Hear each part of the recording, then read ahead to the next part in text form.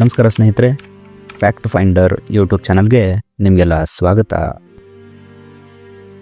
ಅದೊಂದು ಗುಡ್ಡಗಾಡು ಪ್ರದೇಶ. ಎಲ್ಲಿ ನೋಡಿದರೂ ಹಸಿರು ಕಾಡು, ಕಲ್ಲಿನ ಗುಡ್ಡಗಳು. ಇಂಥ ಪ್ರದೇಶದಲ್ಲಿ ವಾಸ ಮಾಡೋ ಜನರ ಕಷ್ಟ ಹೇಳತೀರದು.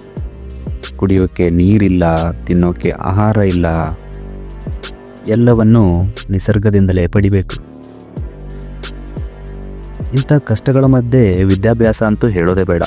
ಅದಾಗಿಯೂ ಕೂಡ ಮಣಿಪುರದ ತಮೆಂಗ್ಲಾಂಗ್ ಜಿಲ್ಲೆಯ ಇಂಪಾ ಎಂಬ ಹಳ್ಳಿಯಲ್ಲಿ ವಿದ್ಯಾರ್ಥಿಗಳು ಓದಲು ಹಳ್ಳಿಯಿಂದ ಮಣಿಪುರಕ್ಕೆ ಹೋಗಬೇಕಾದಂತಹ ಅನಿವಾರ್ಯತೆ.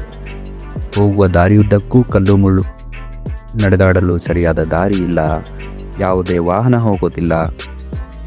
ಇಷ್ಟೆಲ್ಲ ಕಷ್ಟಗಳ ಮಧ್ಯೆ ಅಲ್ಲೊಬ್ಬ ಹುಡುಗ ದೇಶಕ್ಕೇನೆ ಮಾದರಿಯಾದಂತಹ ಕತೆ ಇವತ್ತಿಂದು.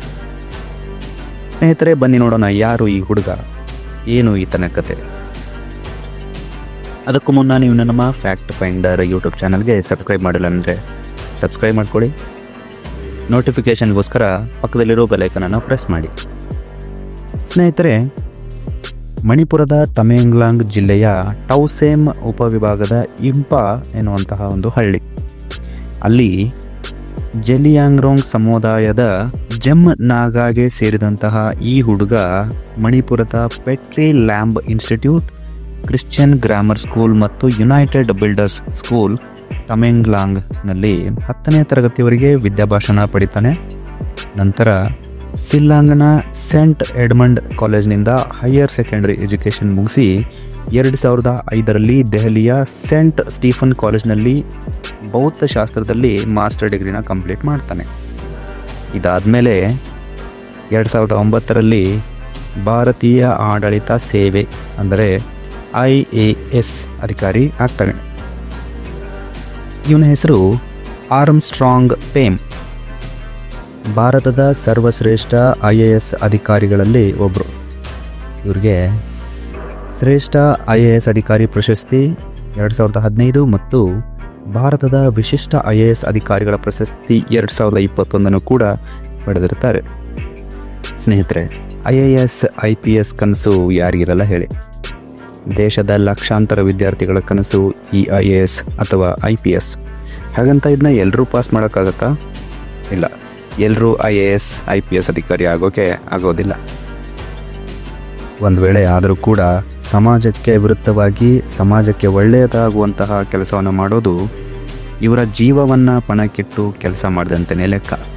ಇದಕ್ಕೆ ಉದಾಹರಣೆ ಅಂದರೆ 2019ರಲ್ಲಿ ರಿಲೀಸ್ ಆದಂತಹ ಕನ್ನಡ ಚಂಬಲ್ ಚಲನಚಿತ್ರ.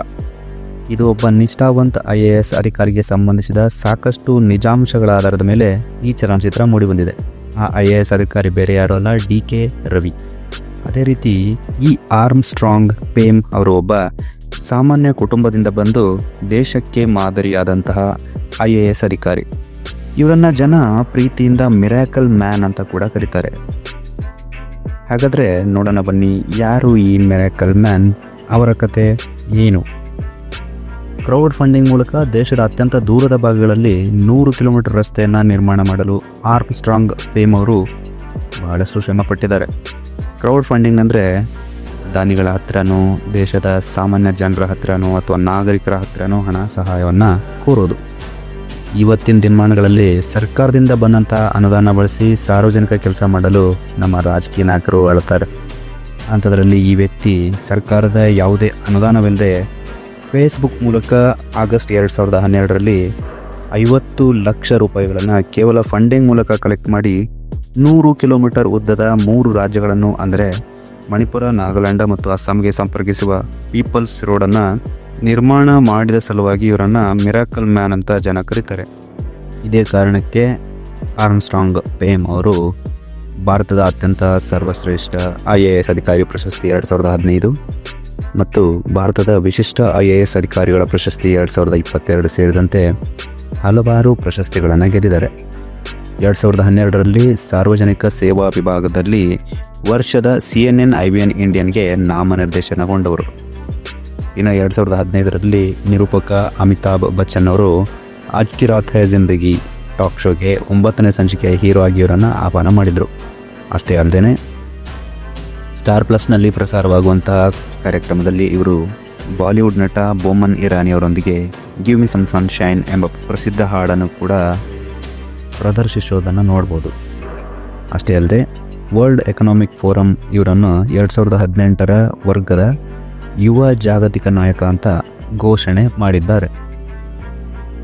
ನೋಡಿದ್ರಲ್ಲ ಸ್ನೇಹಿತರೆ, ಒಂದು ಚಿಕ್ಕ ಹಳ್ಳಿಯಿಂದ ಬಂದು ಇಷ್ಟೆಲ್ಲ ಸಾಧನೆ ಮಾಡಿದಂಥ ಒಬ್ಬ IAS ಅಧಿಕಾರಿಯ ಕತೆ ಇದು. ಇದಾಗಿತ್ತು ಇವತ್ತಿನ ಫ್ಯಾಕ್ಟ್ ಫೈಂಡರ್ ಸಂಚಿಕೆಯ ವಿಶೇಷ. ಮತ್ತಷ್ಟು ಸುದ್ದಿಯೊಂದಿಗೆ ಮುಂದಿನ ಸಂಚಿಕೆಯಲ್ಲಿ ಸಿಗೋಣ. ಅಲ್ಲಿಯವರೆಗೆ ಜೈ ಹಿಂದ್, ಜೈ ಕರ್ನಾಟಕ.